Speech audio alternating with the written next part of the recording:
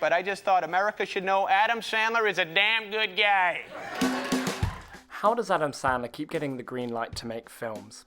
This is an actor who has 11 Worst Actor nominations at the Razzies with 3 wins and a Golden Raspberry for Worst Actress. No, you're getting fatter, and your hair doesn't realize it needs to cover more face. His first lead role is rated as one of the worst films ever on IMDb, and Sony producers question why they ever paid for his films, calling them mundane and formulaic.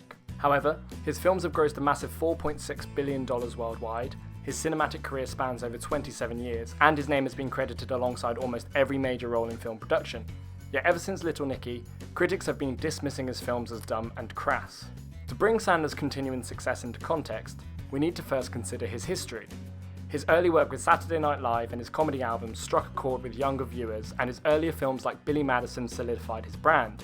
But as his man-child acts started to get weary, the need for Sandler to step out of his comfort zone became apparent. Roll on 2002 and Paul Thomas Anderson's Punch Drunk Love, which gave Sandler his most critically acclaimed role yet.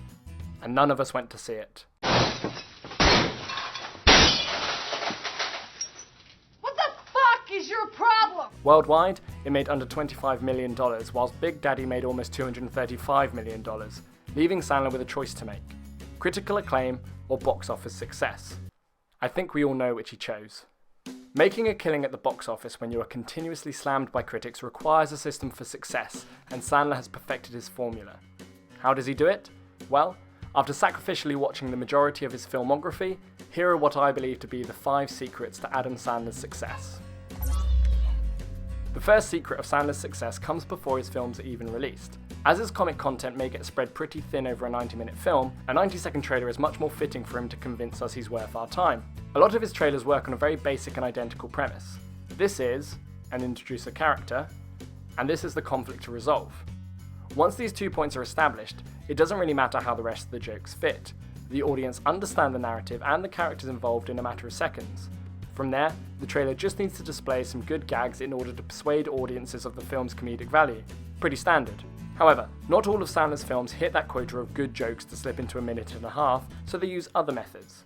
This includes presenting one joke in the trailer, Now. and a completely different joke in the film. Now. Another method includes cutting jokes down to their funniest point without trying too hard to push the comedy, like an obvious difference in race, whilst the film's version of this joke drags, But my mother was actually black. and drags, In case you guys slipped up and made some racial slurs. and yeah, it's still going. The trailers make the jokes funnier than the film itself, and it seems intentional. Get the audience to watch based on the trailers, then the actual content of the film doesn't matter. This formula can also be adapted. The character's introduction can be done by saying, I manage a bank inside of a grocery store. and the jokes can be substituted with high-paced gunshots and explosions that create adrenaline and suspense, visually showing a vague conflict and making us want to watch. But the principle's the same. Pack as much of the good content into a minute and a half, get the audience excited, and reap the rewards. You seem like a good guy. Hey, somebody noticed, thank you. Once an audience has decided to watch his films, Sandler needs to make himself likable. This is secret number 2. Sandler positions himself as the average Joe in his films, a normal guy who probably hates his dead-end job and just can't catch a break. I'm not out drinking or gambling or hitting on chicks. I'm working my ass off. This is where Sandler consistently snuggles himself. His character's aims are never to be the best or the richest, he just wants to be. Unfortunately, life gets in his way. He wants to be an ice hockey player, but his natural skill lies in golf. He falls for a girl, but she has amnesia. You get the idea. This means that from the introduction of the main conflict, we have a reason to cheer for Sandler's protagonist. We instinctively root for his character, and therefore we don't find ourselves disliking him. Because we're on his side, it dulls the negativity we feel toward him. The best demonstration of the power of the average Joe is in Sandler's failings. His biggest flops almost always fail to adhere to this very simple structure. If the audience can't find the character to root for, the whole film falls flat. But if they can find Sandler relatable, if they can see themselves in his shoes, then the basics are there. To take this further, we move on to secret 3.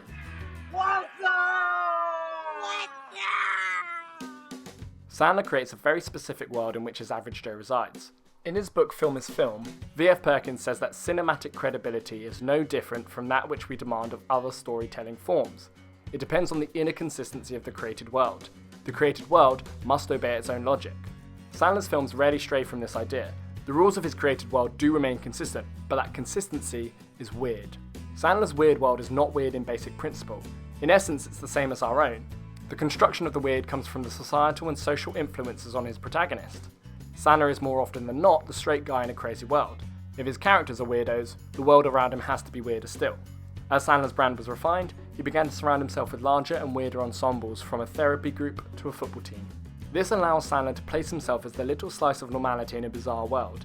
In short, he treats his character to calm jokes while his ensemble are regularly offensive stereotypes or dated caricatures. You may kiss the husband. Next to them, Sandler almost fades into the background despite being the protagonist. We remember the poor taste in jokes that come from his co-stars, but Sandler himself remains neutral.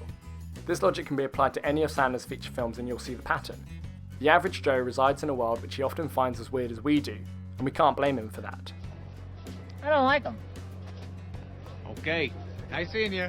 Up to this point, everything mentioned is completely dependent on the last two secrets. You don't make a 27-year film career out of good trailers, careful characterization, and making all of your friends play idiots.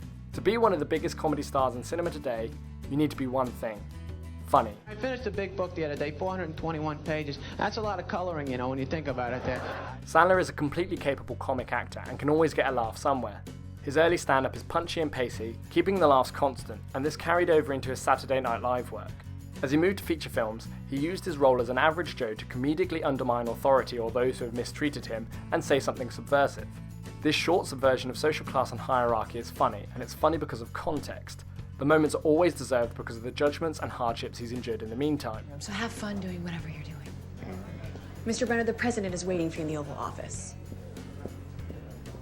Somebody's more important. In his essay Laughter, Henry Bergson says, "Thus we laugh at everything that comes under the heading of topsy-turvydom." When Sandler applies this to his gags, they land and we laugh.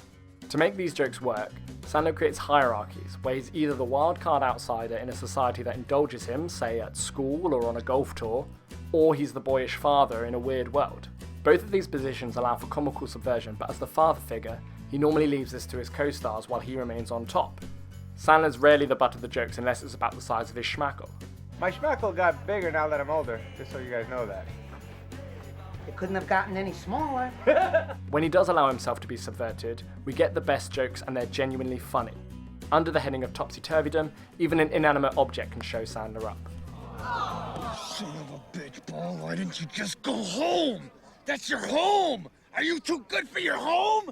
Answer me! I've discussed how Sandler has in essence fooled audiences into seeing his movies based on a nostalgic idea of how funny he once was. But that's not fair.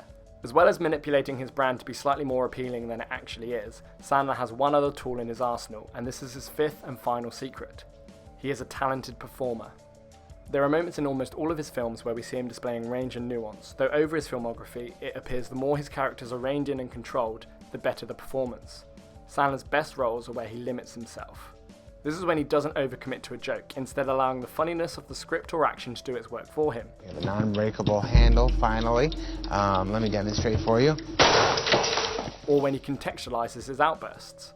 We also see his performances thrive when his characters are more than one-dimension gimmicks, and he has demonstrated his emotional range with grieving characters like in Reign Over Me, Click, or The Cobbler.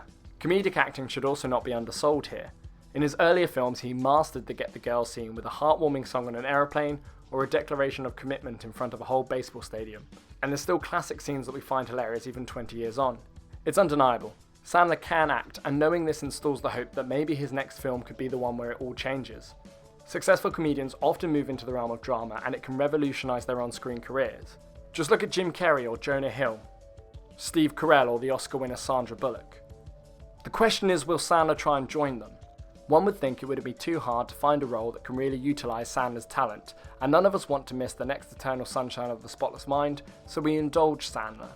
We see his flops time and time again, always hoping for another Happy Gilmore or something better, though his recent films have hinted toward this more dramatic turn, with Funny People, Men, Women and Children and The Cobbler all being relatively straight performances throughout.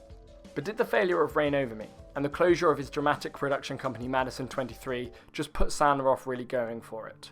Sandler has been on this planet for half a century, and has a huge amount of comic potential, but he keeps producing the same kind of story. Mundane. Formulaic. It's a shame. Sandler is talented, and with this in mind, is it that hard to believe that his next film could be something amazing? That it could be the next comedy classic? I think deep down many of us believe it could be, and we watch his films clinging on to that hope. So go ahead and watch his next release, because who knows? It could be his masterpiece. Just kidding. Thanks for watching.